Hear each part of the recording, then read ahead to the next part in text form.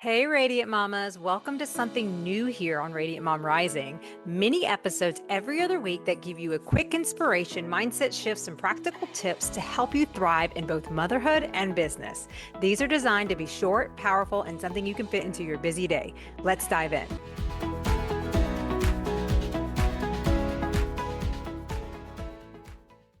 Hey, mamas. I hope your summer is going well. I know for me, this summer has already been bringing up a lot for me. Like just a couple weeks ago, we celebrated Kay turning 5 years old. And I remember thinking, oh my gosh, five. Like, I don't even know how that's even possible. And yet, even at the same time, my oldest, Josiah, felt like he became an adult overnight to me because he got his first job at McDonald's, he got his driver's license, and then he even went to orientation at college at App all in the same week. It was insane. And I remember having this moment where like I watched him drive off for the first time to his first day at work. And I'm just like, wow, how did we already get here? Like one minute I'm walking him into that elementary school and just, I remember him as a toddler, just all the things. And it's weird because I still am experiencing that even with Cade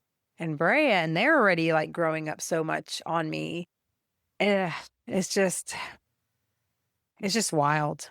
And if you're a mom with older kids, you probably nodding your head right now, like, yeah, I get that. And even if you have little ones, like, trust me, everyone is telling you the truth when they say it goes fast. And whew, it really does. And while all of that was happening, I've also been making decisions in my business, looking at how I want to spend my time this summer, looking at what actually matters, and looking at how can I continue growing professionally while also being present for my family. One of the things I value and that I work with all my clients on is really learning how to honor the seasons that we are in and find a way to make it work, because I do believe that we can have all the things. It's just a matter of really evaluating and creating the necessary boundaries and goals that align with where you're at so that it doesn't make you overwhelmed or burned out. And it makes it doable so that you're still getting things done while also showing up in the ways you want to. And something recently, like interesting, came up for me. And I realized how easy it is, though, to fall into the trap of believing that wanting more means doing more. And that if I want more success, I need to work more. And I know a lot of us have had that belief as well. Like, oh, if I want more income, I need to do more. If I want more growth, then I need to push harder. If I want more results, then I need to sacrifice more. And I don't know about you, but I think a lot of moms have been conditioned to think that way.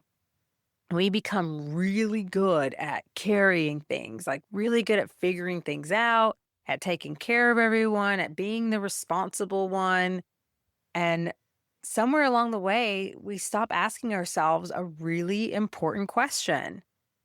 What do I actually want? Not what needs to get done, not what everyone else needs, not what's expected of me, but what do I want?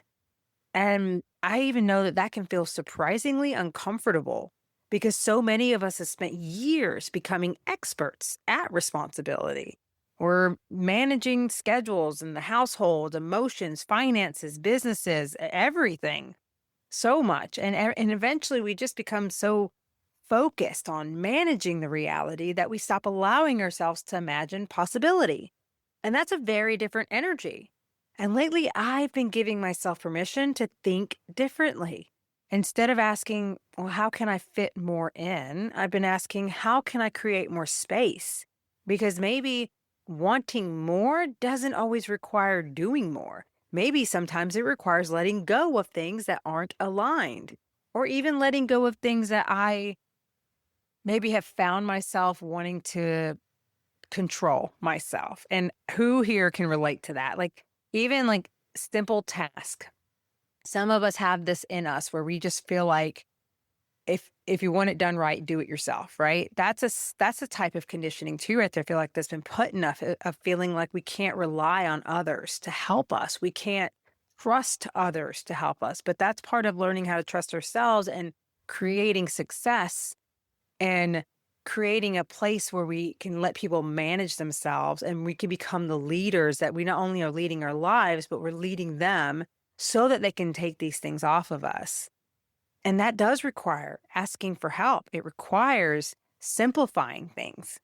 It even requires trusting yourself enough to stop trying to control every outcome. And honestly, that's been a lesson I'm still learning. And I think so many women, we believe that we have to earn rest, we have to earn peace, joy, freedom, fulfillment, as if those things are the rewards that are waiting for us at the finish line after we've finally done enough.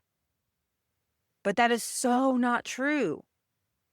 Have you ever thought about what if those things are available to you now? Like, that's the thing. They are available to us now.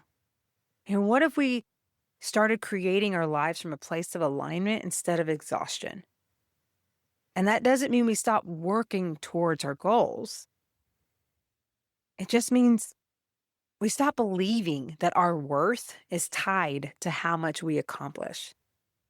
That's a huge distinction. Recently I met someone who shared a perspective that really got me thinking. She talked about how sometimes we become so focused on understanding why we are the way we are that we accidentally stay attached to the very things we're trying to move beyond. And while I believe and understand that that work helps to build your awareness and is very powerful, what we talked about reminded me of something important. The goal isn't to spend years analyzing ourselves, in which I have seen people do. The goal is to understand ourselves enough that we can move forward differently. That's where real transformation happens. You don't want to spend your life constantly looking at all the things you're doing and wondering, well, where did that come from? Why did I have that? Don't get me wrong.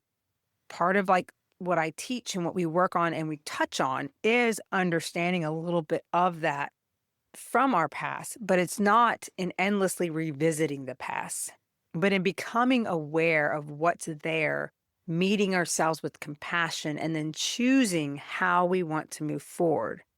Because at some point, healing becomes less about figuring yourself out and more about trusting yourself. And that's a lesson that I have been sitting with a lot lately. And maybe that's why this season feels different for me, because as I watch my kids grow, I'm realizing how quickly life moves. And I don't want to spend my life constantly waiting for the next milestone before I allow myself to enjoy where I am. I don't want to postpone joy. I don't want to postpone peace. I don't want to postpone becoming the woman I know I'm meant to be. And I don't want that for you either. So here's something I want you to think about this week. Instead of creating a to-do list, I want you to create a desire list. Not a goal list, not a productivity list, a desire list. And I want you to answer this question. What do you want more of? Do you want more connection, more peace, more confidence, more time, more adventure, more creativity, more support, more freedom, more fun, whatever it is? Like, write it down without editing yourself too, without explaining it, without figuring out how. Just let yourself be honest, because sometimes we reconnect with ourselves through what we are finally willing to admit we want. And I know that this is such a challenging thing for some of us, but I want you to use this exercise and have fun with it, but really allow yourself to not even limit yourself. I was reading once in this book, and I remember a part about how the author, he went through a really hard time and where he went through a divorce, lost his home, lost everything, had to kind of restart his life. And one of the things he did on a daily basis was just write down all the things he wanted. He just focused on that. And then, yeah, it was maybe 10, 15, 20 years later before it all really came into fruition. Not that that's how it's going to be for all of us. But my point is that we tend to set so much of our time focusing on what we don't want that we don't realize how much we actually sometimes attract just that, because that's where our focus lies. So I want to encourage you, as you work on this desire list, put it somewhere you can see it all the time and say it every day. Even if you want to add to it, mix it up, whatever, but just start focusing on what is it that you do want. And I want you to verbally own that and sit with that and put it out there in the universe and to God and be like, this is what I want and focus on that. And through that kind of work too, that's where a lot of clarity will come in of like, well, what can I do to now make that a reality? I want you to understand what that means is like, yes, creating aligned goals is beautiful and executing them, which I know is one of the biggest challenges, which is why I'm here, by the way, if anyone ever needs help with that, because that's what I'm specialized in.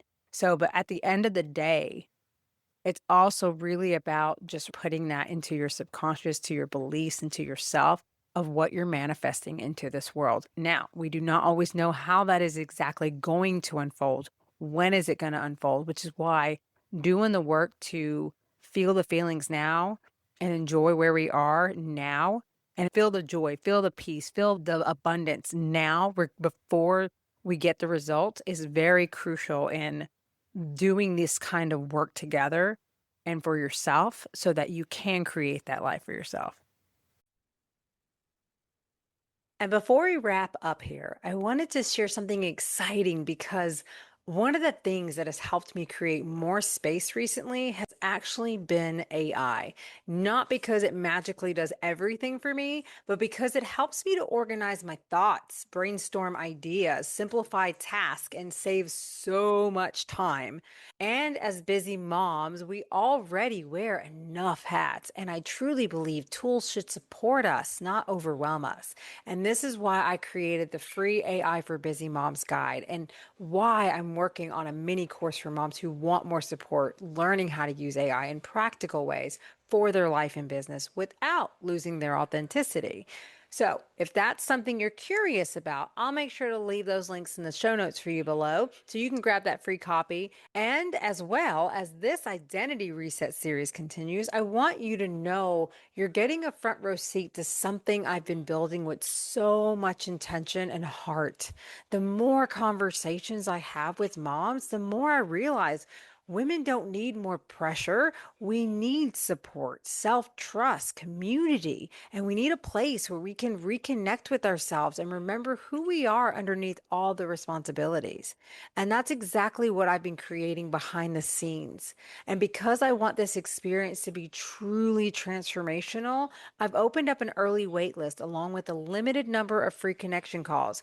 And these are not sales calls. These are just conversations because I want to give you a chance to tell me from your own perspectives about what you're navigating. Like, what are you struggling with? What kind of support would make the biggest difference in your life right now? So, if you've been listening to the series, following my journey, and something inside you keeps saying, like, I need this kind of work in my life, I need this kind of support, I would love to invite you to join the wait list and book that call. Everything's going to be linked for you below. And I truly believe the women who step into this journey are going to look back one day and realize they stopped waiting for life to happen and started intentionally creating it. All right, mamas, until next time, keep making space for what matters. Keep trusting yourself. Keep becoming. And if this episode resonated with you, be sure to subscribe, leave a review, and share it with another mom who might need this reminder today. As always, I'm cheering you on, and I can't wait to walk this journey with you. Much love.